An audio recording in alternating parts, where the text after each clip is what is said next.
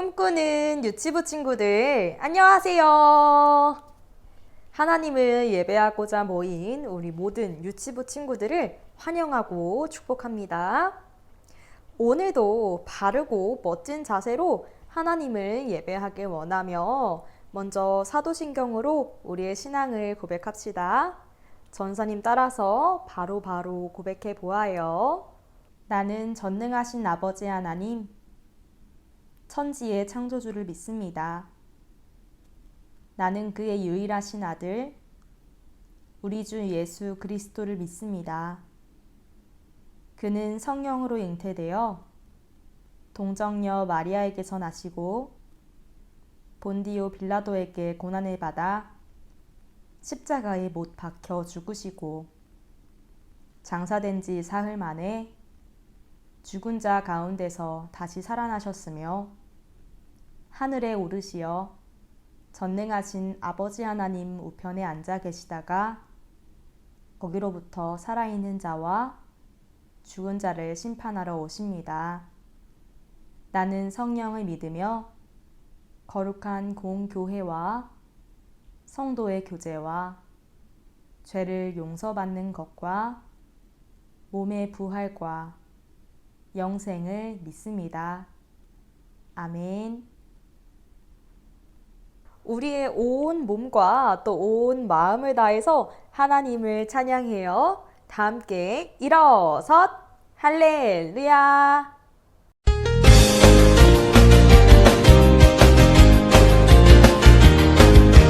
갈려 넘어져도 쓰러져도 매를 맞아도 떠날 수는 없어 예수님이 최고야. 내 자랑은 십자가. 어디까지나 따라갈래. 나의 생명 그리스도. 걸려 넘어져도 쓰러져도 매를 맞아도 떠날 수는 없어 예수님이 최고야. 내 자랑은 십자가. 어디까지나 따라갈래. 나의 생명 그리스도. 걸려 넘어져도 쓰러져도 매를 맞아도 떠날 수는 없어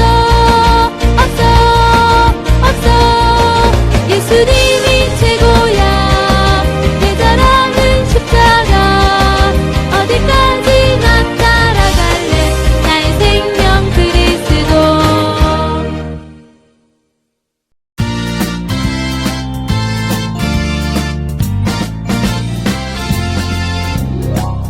하나님이 부르실 때 바로 나 내가 갈래요. 아파하는 이웃을 위해 나 내가 갈래요. 힘들어도 어려워도 바로 나 내가 갈래요. 주님 말씀 순종하는 바로 나 내가 갈래요. 할렐루야. 하나님을 찬양하면서 기쁜 마음 힘찬 걸음 말씀대로 걸어가요. 하나님이 부르실 때 바로 나 내가 갈래요. 아파하는 이웃을 위해 나 내가 갈래요. 힘들어도 어려워도 바로 나 내가 갈래요. 주님 말씀 순종하는 바로 나 내가 갈래요. 이 시간 정성을 다해 준비한 예물을 하나님께 올려드려요.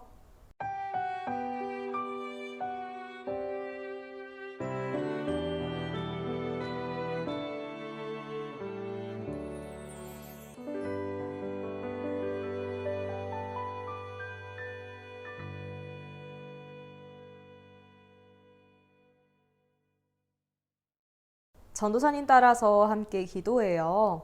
하나님, 우리를 하나님의 사람으로 불러주심에 감사드려요. 하나님이 말씀하시면 그 말씀에 순종하여 따라가게 해주세요. 예수님의 이름으로 기도합니다. 아멘. 오늘 전도사님이 여러분에게 전해줄 말씀은 요한복음 5장 8절의 말씀이에요. 말씀 준비. 성경을 읽어요. 예수께서 이르시되 일어나 내 자리를 들고 걸어가라 하시니 요한복음 5장 8절 말씀. 아멘. 유치부 친구들, 그림 속에 있는 친구를 한번 볼게요. 아니, 정말 아파 보이는데요. 빨래집게에 볼이 살짝 찝혔을 뿐인데 아파서 고통을 참기가 굉장히 어려워 보여요. 자, 그런데요, 오늘 성경 말씀 속 몸의 고통을 무려 38년이나 받은 병자가 있어요. 그 병자가 누구를 만나서 어떻게 변화되었는지 너무너무 궁금할 텐데요. 지금부터 그 말씀을 한번 들어보도록 할게요. 명절이 되어서 예수님께서 예루살렘으로 올라가셨어요. 예루살렘의 양문 곁에는 베데스다라는 연못이 있었어요. 이곳에는 여기저기 몸이 아픈 사람들, 듣지 못하는 사람, 또 보지 못하는 사람, 걷지 못하는 사람 등등의 많은 병자들이 이곳 저곳에 누워서 연못물이 대체 언제 움직이나 하루 종일 연못만을 바라보고 있었어요. 왜냐하면 이 베데스다 연못에는 가끔 천사가 내려와서 이 물을 휘저어 놓는데, 천사가 물을 휘저어 놓은 다음에 가장 먼저 들어가는 사람은 무슨 병이든지 다 낫는다는 전설이 있었기 때문이에요. 그런데 이곳에서 무려 38년이나 병을 앓고 있는 병자가 동일하게 연못만을 바라보면서 누워 있었어요. 그 병자는 절망하며 말했어요. 아, 이렇게 산 지도 벌써 40년이 다 되어 가는구나. 평생을 고통받으며 살 수밖에 없다니.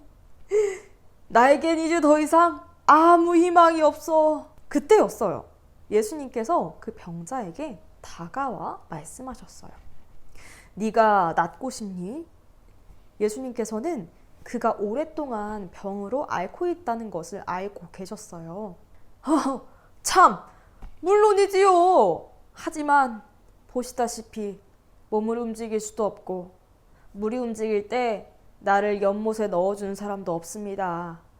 내가 연못 가까이로 가는 동안에 다른 사람이 먼저 들어가 버리니 난 어쩌면 좋아요? 그러자 예수님께서 이 병자를 향해서 말씀하셨어요. 일어나 내 자리를 들고 걸어가라. 병자는 예수님의 말씀을 듣고 그대로 일어났어요. 놀랍게도 38년 동안이나 고쳐지지 않았던 병이 그 순간에 낫게 된 거예요. 병자는 예수님의 말씀대로 자기가 누워있던 자리를 거두어 들고서 걸어 나갔어요. 몸이 온전히 낫게 되어서 걸어가게 된 그 병자의 모습을 유대인이 보았고, 유대인은 소리쳤어요. 아니 거기! 당신 안식일에 지금 뭐 하는 거야? 나를 고쳐주신 분이 이 자리를 들고 걸어가라고 하셨어요. 아니 도대체 그런 말을 한 사람이 누구야? 그러나 병자였던 그 사람은 자기를 고쳐주신 분이 누구인지 알지 못했어요. 왜냐하면 그곳에는 정말 많은 사람들이 있었고 예수님은 이미 다른 곳으로 가셨기 때문이었죠. 이 일이 있은 후에 예수님과 38년 동안 병을 앓았던 병자가 성전에서 다시 만나게 되었어요. 유대인들이 성전으로 오자 병자가 예수님을 가리키면서 말했어요. 여기 이분이 저를 낫게 해주신 분이십니다. 아니 이자로군. 안식일에 일을 하는 것은 불법이라는 것을 당신 모르십니까? 예수님께서 그러나 그 유대인을 향해서 똑똑히 말씀하셨어요. 내 아버지께서 지금까지 일하시니 나도 일하는 것은 당연하다. 아니 뭐라고요? 당신이 도대체 하나님의 아들이라도 된다는 말이요? 아니 어디 감히 그런 말을? 유치부 친구들, 유대인은 예수님이 하나님의 아들이라도 되느냐는 둥 비아냥거리며 예수님께 이야기했어요. 그러나 우리는 모두 알고 있지요. 예수님은 누구시죠? 바로 예수님은 하나님의 아들이세요. 그리고 예수님께서는 하나님의 부르심대로 일하셨어요. 다시 이 이야기로 돌아가 볼게요. 당시 사람들은 베데스다 연못이 자신들을 고쳐줄 것이라고 믿었어요. 무려 38년이나 된 병자도 자신이 병에서 낫지 못하는 이유가 연못에 들어가지 못했기 때문이라고 생각했어요. 그렇기에 한 평생을 흔들리지 않는 연못과 자신 도와주지 않는 사람들을 탓하며 고통 속에서 살 수밖에 없었어요. 그러나 그 병자가 예수님을 만나고 그 병자는 병 고침을 받았어요. 병에서 자유해진 거예요. 이 병은 예수님께서 고치셨고 이 병자 또한 예수님께서 구원하시며 자유를 허락해 주셨어요. 예수님께서 병자의 병을 고치신 이유는 하나님께서 일하셨기 때문이었고요. 하나님께서 예수님을 병자들을 구원하는 자리로 부르셨기 때문이었어요. 예수님도 하나님의 부르심에 순종하셨어요. 예수님께서 하나님의 부르심에 순종하여 일하셨듯이 우리도 예수님을 따라서 하나님의 부르심에 순종해야 해요. 하나님의 부르심에 순종함으로 응답할 때 하나님께 영광을 올려드릴 수 있어요. 그래서 한 주간 하나님께서 도대체 나를 어느 것으로 부르시고 계신지 우리 함께 생각해 보기를 원해요. 예수님께서 하나님의 부르심에 순종하여 병자들과 함께 하시며 그들을 고치셨듯이 오늘 들은 말씀을 다시 한번 생각해 보고 또 하나님께서는 지금 나를 어디로 또 누구에게로 부르고 계신지를 생각해 보며 하나님의 부르심에 순종함으로 나아가는 모든 유치부 친구들 되기를 축복합니다. 전도사님이 기도하겠습니다. 무릎은 꿇고 두 손은 모으고 두 눈은 감고 하나님 아버지 38년 된 병자를 고치시는 예수님을 통해 예수님께서도 하나님의 부르심에 순종하여 일하심을 배웠습니다. 우리도 하나님의 부르심에 순종하는 예수님 따라 먼저는 하나님께서 우리를 어디로 부르시는지 귀 기울여 듣게 하시고 하나님의 부르심에 순종함으로 응답할 수 있도록 인도해 주세요. 성령님께서 우리 유치부 친구들과 늘 함께 하실 것을 믿으며 예수님의 이름으로 기도합니다. 아멘. 전도사님이 알려드려요. 10월에 새길 말씀은 골로새서 3장 23절이에요. 전도사님과 함께 말씀 읽으며 마음에 새겨보아요. 자, 다 함께 무슨 일을 하든지 마음을 다하여 주께 하듯 하고 사람에게 하듯 하지 말라. 골로새서 3장 23절 말씀. 아멘. 꿈꾸는 유치부 친구들, 새롭게 시작되는 한 주 하나님께서 나를 어디로 부르시는지 또 무엇을 하도록 부르시는지 하나님의 말씀에 귀 기울이며 순종함으로 응답하는 한 주 되기를 축복합니다. 그럼 다음 주에도 이 시간에 만나요. 안녕.